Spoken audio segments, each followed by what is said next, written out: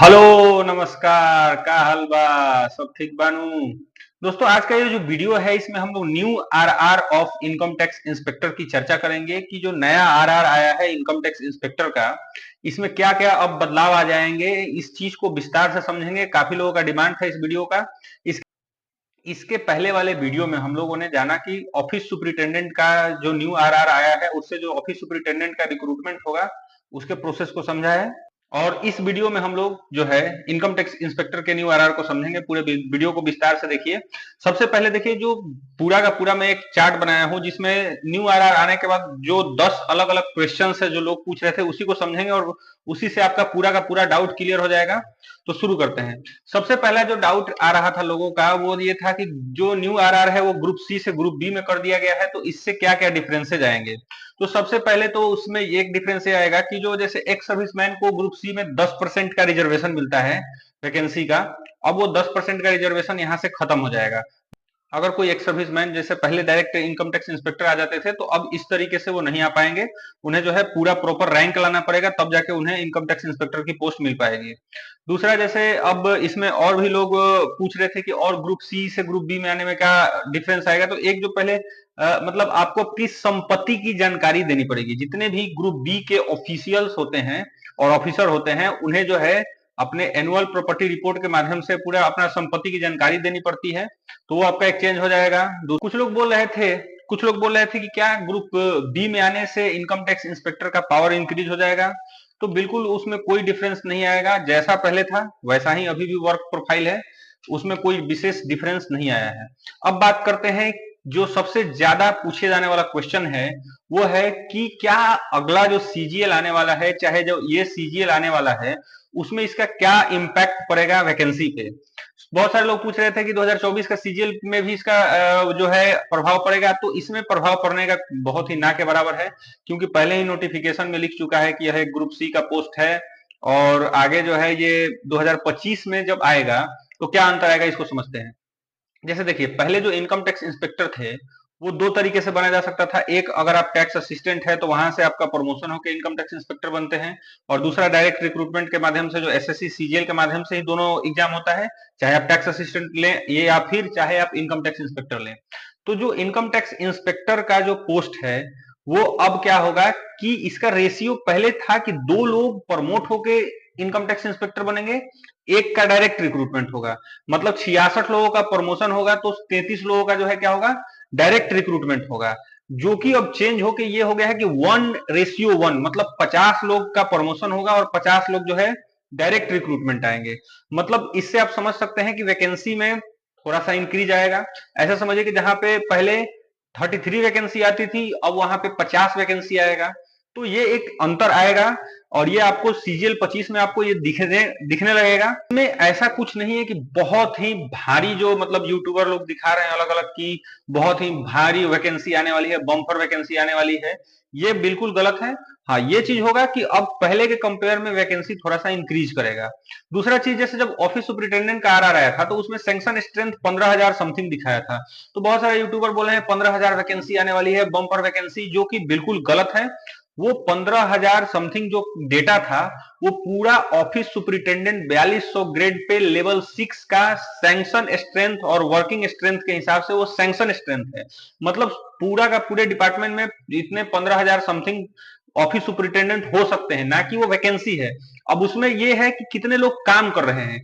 तो काम के हिसाब से मान लीजिए 10-12 हजार तो काम कर रहे हैं, तो जो बचे 2-3 हजार है उसमें रोस्टर बनेगा। उस रोस्टर के हिसाब से वैकेंसी क्रिएट होगी कि उसके बाद जो है फिर आपका जो है ऑफिस सुपरिटेंडेंट का वैकेंसी आएगा। जैसे कि इसका एक मैं एग्जांपल बता सकता हूं कि जैसे जीएसटी डिपार्टमेंट में 2015 में आरआर आ गया था। लेकिन जो एग्जीक्यूटिव असिस्टेंट का जो पोस्ट है वो पहली बार 2022 में इंट्रोड्यूस हुआ तो उसको 6 से 7 साल लग गए। तो वो सब आपका अपना मतलब डिपार्टमेंट का इंटरनल प्रोसेस होता है। तो उस हिसाब से इसमें भी कुछ समय लगेगा। हो सकता है कि 2025 सीजीएल में भी आ जाए 4200 ग्रेड पे का वैकेंसी, लेकिन इसकी श्योरिटी अभी आप नहीं ले सकते हैं कि वो आएगा ही आएगा। तो या फिर बहुत ज्यादा मात्रा में आएगा। तो वो जब डिपार्टमेंट अपना रोस्टर बनाएगा जो भी मतलब वहां के इस्टेब्लिशमेंट सेक्शन में वर्किंग एम्प्लॉय होंगे फिर उसके बाद वो उस पर अपना जो करेंगे तो तब जाके आपको वैकेंसी रिफ्लेक्ट होना दिखाएगा, मतलब तब जाके आपको वैकेंसी दिखेगा। अगर वैकेंसी के ही बारे में चर्चा करें कि क्या सही में बम्पर वैकेंसी आने वाले समय में दिखेगा, तो जो एक कैडर स्ट्रक्चरिंग होता है, तो ये 2014 में हुआ था, इसके बाद 2024 में होने वाला था, लेकिन न्यू आरआर के कारण कैडर स्ट्रक्चरिंग पेंडिंग था। जैसे ही न्यू आरआर अब ये इंप्लीमेंट हो चुका है, तो अब कैडर स्ट्रक्चरिंग पे काम होगा। कैडर स्ट्रक्चरिंग की जो पॉसिबिलिटी है, जब भी अपकमिंग ईयर्स में 25 में आए या 26 में आए, 26 में सुन रहा हूं, ऐसे ही मतलब कोई ऑफिशियल न्यूज नहीं है।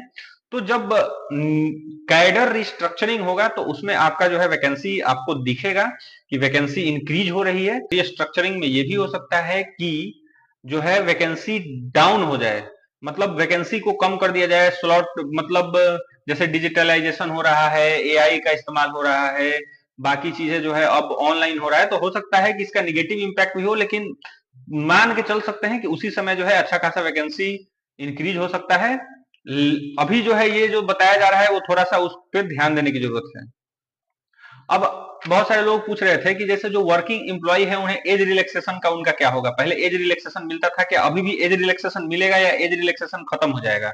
अगर एज रिलैक्सेशन की बात करें, तो जब आप उस न्यू आरआर के नोटिफिकेशन को पढ़िएगा, तो उसमें लिखा हुआ है कि ये भले ही ग्रुप बी का पोस्ट हो गया है, लेकिन 5 साल का एज रिलैक्सेशन दिया जा सकता है।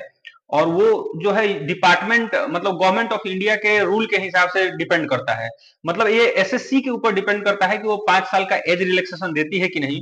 बहुत सारे लोग बोल रहे थे कि ग्रुप बी वालों को एज रिलैक्सेशन नहीं मिलता है। मैं आपको बता दूं कि ग्रुप बी वालों को एज रिलैक्सेशन सीजीएल 22 में मिला था, 23-24 में नहीं मिला है। हो सकता है कि 25 में इंट्रोड्यूस हो और 25 में फिर से एज रिलैक्सेशन मिलने लगे। तो ये नोटिफिकेशन के ऊपर डिपेंड करता है। जो 25 का नोटिफिकेशन आएगा, उसमें ये एज रिलैक्सेशन दिया है कि नहीं दिया है, और उसके हिसाब से ये क्लियर हो पाएगा। अभी बस इतना कहा जा सकता है कि 5 साल का एज रिलैक्सेशन मिल सकता है, नहीं मिल सकता है, ये एसएससी के ऊपर डिपेंड करता है।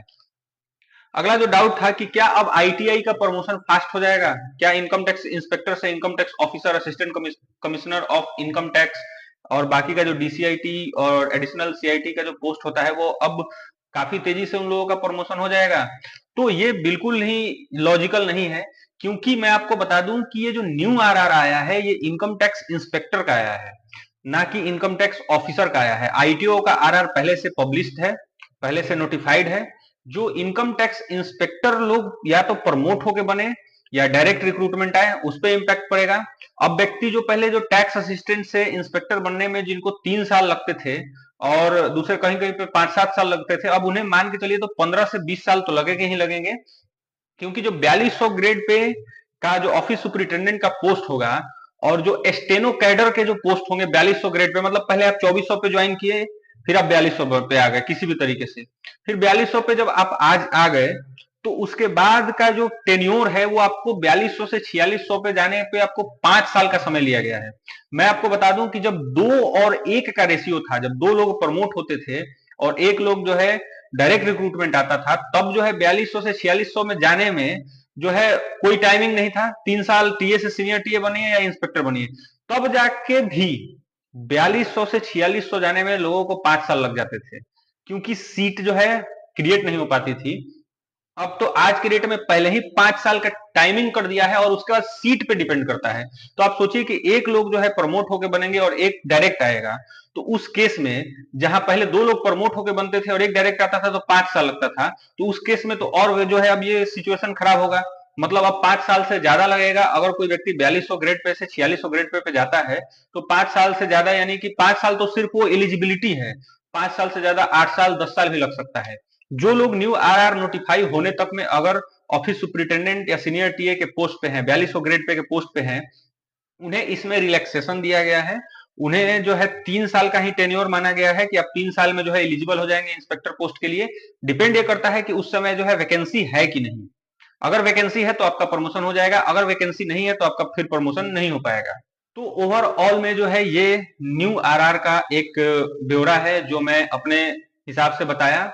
जो न्यू आरआर से संबंधित जो भी बेसिकली जो चेंज आए थे, जो लोगों के डाउट्स थे, उसको मैं इस वीडियो में कवर कर चुका हूं। इसके अलावा आपको और कोई डाउट हो, कोई कंफ्यूजन है, तो आप मुझे इंस्टाग्राम और टेलीग्राम पे मैसेज कर सकते हैं। मुझे जब भी समय मिलता है तो मैं कोशिश करता हूं कि लोगों का जवाब दे सकूं।